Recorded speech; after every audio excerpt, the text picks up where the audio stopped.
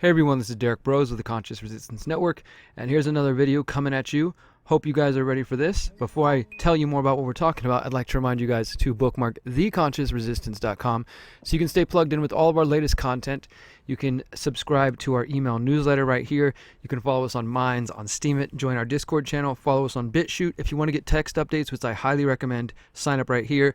And you can also support us via Subscribestar or Patreon.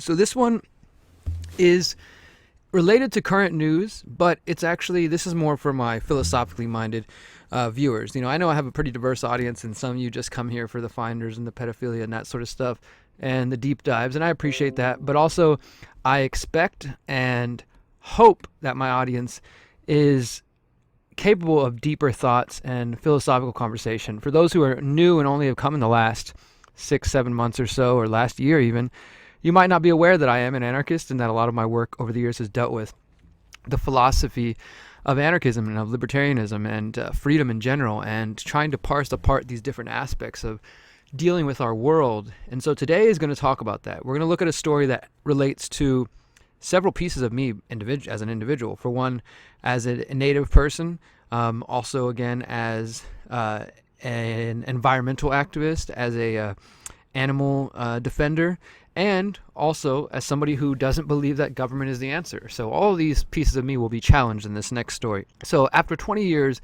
a Washington tribe hopes to hunt whales again. This is the Mahak tribe, who are the only American Indians with a treaty right to hunt whales. They're still waiting for government permission. There you go, government permission. I hate that. To hunt again as their people historically did. The tribe, which is in the remote northwest corner of Washington's Olympic Peninsula, hopes to use whales for food and to make handicrafts, artwork, and tools they can sell, as their ancestors have done for generations. The tribe's plans, though, have been tied up in legal fights and layers of scientific review. The next step is a week-long administrative hearing that began on Thursday in Seattle. Whatever the result, it's likely to be stuck in further court challenges, with animal rights activists vowing to block the practice that they call unnecessary and barbaric.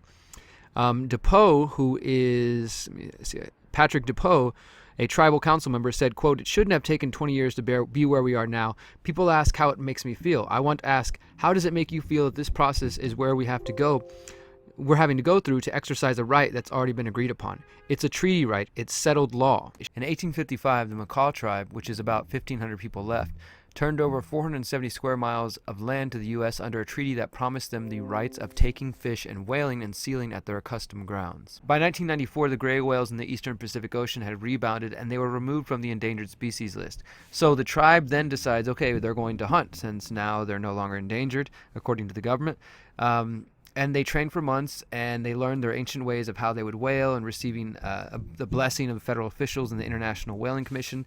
They then took to the water in 1998, but didn't succeed till the following year, and they harpooned a gray whale from a hand-carved cedar canoe. A tribal member in a motorized support boat killed it with a high-powered rifle to minimize its suffering. Of course, this hunt drew protests from animal rights activists, who sometimes threw smoke bombs at the whalers and sprayed fire extinguishers into their faces. Others veered motorboats between the whales and tribal canoes. And for those who aren't familiar, this is a common practice for groups like the Sea Shepherd Society, which regularly goes around to different parts of the world and intervenes in whaling expeditions and sometimes seals and things of that sort. So they generally are going to stand up for the ocean life.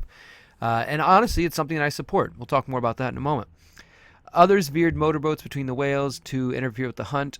Authorities seized several vessels and made arrests. After animal rights groups sued, the Ninth U.S. Circuit Court of Appeals overturned the federal approval of the tribe's whaling plans. The court found that the tribe needed to obtain a waiver under the 1972 Marine Mammal Protection Act. 11 Alaska Native communities in the Arctic have such a waiver for subsistence hunts, allowing them to kill bowhead whales, even though bowheads are listed as endangered. So, I mean, it's kind of an interesting thing. The Mahak tribe applied for this waiver in 2005. The process repeatedly stalled as a new scientific information about the whales and the health of their population was uncovered. Some of the Mahak whalers became so frustrated with the delays that they went on a rogue hunt in 2007, killing a gray whale that got away from them and sank. They were convicted in federal court. So if you're following here, basically these tribes have been here for generations, these natives, and they, under a treaty with the U.S., they basically signed away their lands, but they didn't give up their quote-unquote rights to hunt and, to kill whales. Then once the whales were nearly extinct, they stopped, and then the whales got pulled off the endangered species list, so they decided to hunt again. They hunt, it causes a controversy, and it leads to a lawsuit. They hunt again in 2007, and now some of the members have been convicted in federal court. NOAA fisheries have proposed regulations allowing the tribe to harvest 20 whales over a decade, with limits on the timing of the hunts to minimize the chance of killing endangered western Pacific gray whales. The population of eastern Pacific gray whales, which numbers about 27,000, is strong despite a recent die-off that has resulted in hundreds washing up on the west coast beaches. The hearing that began this past Thursday will focus on highly technical arguments about whether the tribe meets the requirements for a waiver. Donna Darm, a retired NOAA official, says there isn't a big conservation issue here.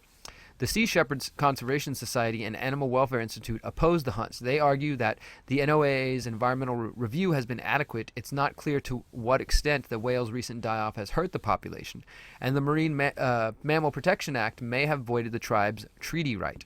They also say the tribe cannot claim a subsistence or cultural need to hunt after so many decades. The Animal Welfare Institute released a statement saying the macaw's family and tribal traditions and rituals associated with its whaling history can continue without the resumption of whaling. The macaw could, if it chooses, attract and educate untold number of visitors to its lands by promoting non-lethal uses of whales through whale watching.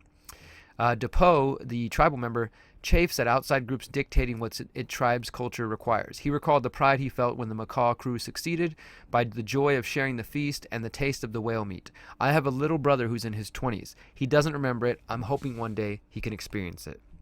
So again, like I said in the beginning, this touches on, not only is it just an interesting story to me, and it's also a bunch of statist bullshit where, like it shows you that the kind of the endangered species list and all that, it's kind of arbitrary. If somebody can obtain a waiver in certain circumstances, but then in other cases, obviously you can't. But the reason I'm most interested in this is because it calls to me as a native person, as a vegan, as an environmental activist, and as an animal activist, and as an anarchist who doesn't want the state intervened. And so I want to kind of pull apart this issue here, and I'll give you my perspective from each position, and then from there we'll ask some questions, and I'd love to hear your thoughts. I would love comments on this video, not just in the live chat. Leave comments and let's have a conversation. Let's build a dialogue here. So, first of all, as a native person, and just in general, as somebody who respects native traditions, I definitely have a difficult time with somebody from the outside of that community coming in and saying, "Oh, your traditions are old, or they're out of touch, or you shouldn't be allowed to do that." Especially an appeal to government and saying, "Hey, we want to get the government to intervene to ban you from doing this, etc., etc." And that's something that, like I've talked about on this channel before. For those who've been here for a little while, I go to Sundance every summer solstice. And some of the things that we do in our traditions and that I've been able to experience with the Lakota and the Choctaw, with the Sioux and with the Apache and others, from a Christian perspective or from a modern perspective, they might seem cruel, or they might seem like punishment. It might seem insane or just weird, right? But it's a tradition these are traditions that people keep alive because they mean something to the people and they matter, and it's about maintaining a connection to our ancestors and to our elders. And so I really do have an issue with people coming in and just trying to say like, "Hey, we need to change your tradition or culture." However, at the same time, there are lots of shitty traditions out there, and I'm not even just speaking from a native perspective, but just in general. Like, say for example, the tradition, quote unquote, that men should dominate women and that women belong in the kitchen. Like, screw that. Let people do whatever they want. If they want to be in the kitchen, they can. If they want to go out and join the workforce, then let them do that. I don't think that all traditions are good. There also are some traditions in different religions and different cultures, like for example, cultural traditions in the past that have said things like pedophilia are okay, or marrying 12-year-olds is okay, things like that, where I think most people in our quote-unquote modern world, or at least in some parts of the world, obviously not everyone's on board with this, we see that as sort of backwards now and archaic, and like, whoa, we can't do that anymore. That's just wrong. So obviously not all traditions need to stay the same way forever, and sometimes a tradition is outdated, and so you acknowledge that and you update it and you move on. I'll give an example that the Choctaw chief that I have spent quite a bit of time learning from over the last 5-6 years or so, going to Sundance, going to Lodge, going to different different events there, and prayers at his land. I've learned to appreciate that while he does have an interest in maintaining traditions that have been a part of the Choctaw ways for generations, he also is willing to say, you know what, there are some things that we need to leave in the past that are no longer necessary. And this is controversial, of course. Specifically, I'll say this has to do with women. There are certain things that, it's only seen as men should only do these things. I'm not going to get into specifics, but certain customs are only for men, or whatever, just different things. I don't like to talk too much about private traditions. I think those are reserved for those who are there and who experience them firsthand. But there are certain ways where the chief is saying, you know what, women were treated like this in the past, or there was an expectation that the woman would do this and the man would do this, or different language even. And he is acknowledging that we need to update those things. We need to bring it into the modern time. And I appreciate that. Again, it's controversial to some people who are like, what? This person's destroying our traditions and our cultures. Typically old people, because they've had to deal with it the way it was before. And now they're like, wait, how come that's changing? I didn't get to experience that awesome change. I had to deal with the whatever XYZ crappy thing. So sometimes traditions need to be updated, right? So that's the kind of native perspective. Then as an environmental activist and as a vegan and as an animal activist and a defender of animals, I'm definitely in support of the Sea Shepherds and of other groups like that go out there and literally, again, they're not asking the government, at least some of the organizations are. The Sea Shepherds, I don't believe, are really lobbying for government. They're more direct action. They're almost like anarchists in this way, where they are all about direct action. These are kind of the same people that would go out there and sit in a tree to stop deforestation, or lay down their bodies to, try to stop a pipeline or something like that, or to protect the habitats of animals, or to protect their land whenever the government comes and steals it with eminent domain. Sea Shepherds is more like that, where they're literally going to go just get boats and try to be right in between these whaler boats and putting their lives at risk to protect the animals. I appreciate everybody who takes direct action, and that's something I'm really a big believer in. So I support the Sea Shepherds in that way. And again, as a animal supporter, I mean that from rats to snakes to iguanas to, snails to the more common dogs and cats and of course, most of you don't think of cows that way, but all animals is my point.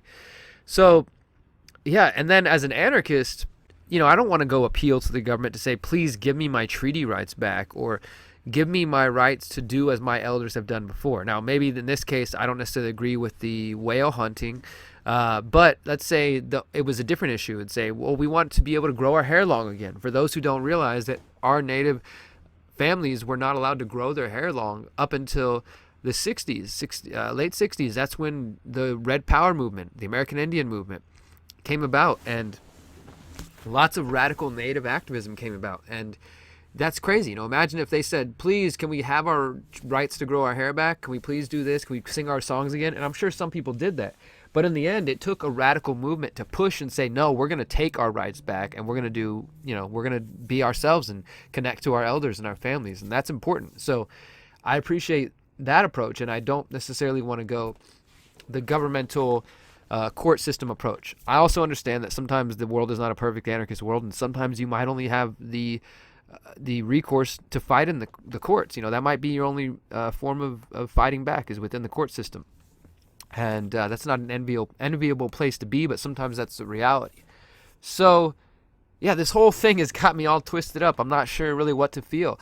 One last thought I'll share with you is that I think also certain traditions like this, like let's compare the Mahak tribe tradition of going out on the hunt and killing a whale to, say, the country father out here in Texas who wants to take his son, who's almost a teenager, out on a hunt to kill a deer because he feels like it's going to make him a man, because that's the tradition and that's the way that the family has done it.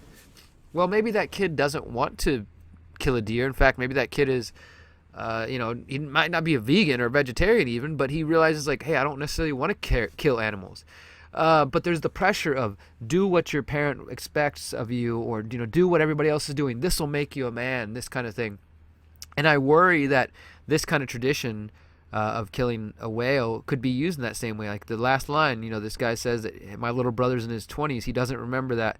I want him to experience it. Now, maybe the little brother's been filled with so much glory stories about how great it was to kill a whale that he's all about it and he wants to do it. But I just, and maybe this is a, kind of an unrelated sidebar thought, but I just wanted to bring that up, that sometimes there are traditions and expectations that we put into our family members and our tribe and our kids or our siblings, and they're not necessarily what they would want to do.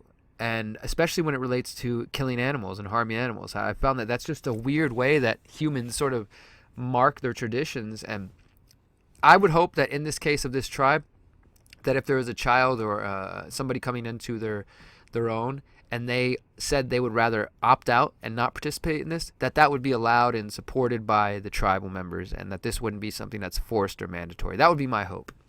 But I think that's where I'm going to leave it, guys. This was just, again, not the most current or pressing story of the hour, but it's something that I like to pull apart and find the philosophical thoughts behind it and see where you guys think. So please do leave your comments below, and I'll leave you links to this for those who might not have seen.